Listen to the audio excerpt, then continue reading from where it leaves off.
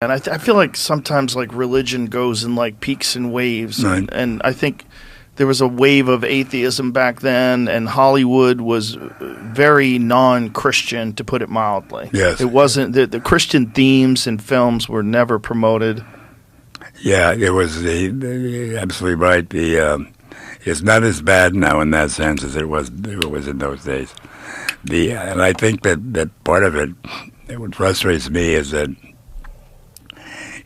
there would be an openness to that and to Christian films if they were real. If they weren't full of incense and piety. Right. You know, what we've done to Jesus over the years is make him a kind of Fred Rogers figure. You know, he wasn't that. You know, I'm not even sure that Jesus really said, "Do not resist violence." You know, Jesus also said, "If you have a cloak but not a sword, sell the cloak and buy a sword." He also said, "I come not to make peace. I come not to make peace, but with a sword." You know, so there's been a lot of church stuff. And then especially I think Catholics are more guilty of this, to romanticize and sort of cosmeticize the figure of Jesus of Nazareth. Well, there's always a problem when human beings add their own interpretation to an ancient story.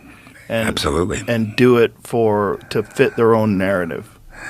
Absolutely, it's a great problem, but in this case, there is historical evidence on the other side, and they simply ignore that and pretend it doesn't happen.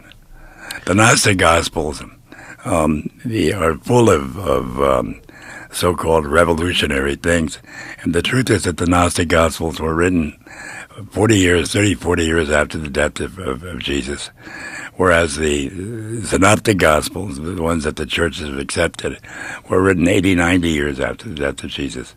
So they had to have been taken secondhand from people who said they saw things, right. Where with the previous, there's a shot that people directly saw them.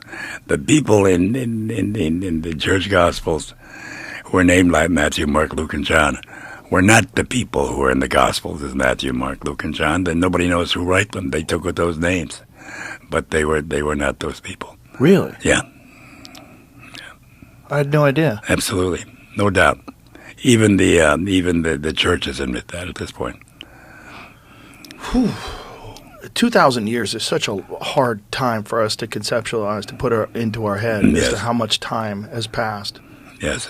Such a, to try to get an accurate understanding of what was going on back then is insanely difficult. I have become since my sort of conversion to Christianity, and I would style myself a devout Christian, but not a devout Catholic, even though I go to Mass. And I love the Mass and believe in it. But since 2001, when this process really began, I've become a real student of the historical Jesus. And I learn more and more, and I'm more and more astounded at what's been done to cosmeticize this man who is Jesus of Nazareth. Well, it's also, he had some of the most profound and insanely resonating teachings, like even today.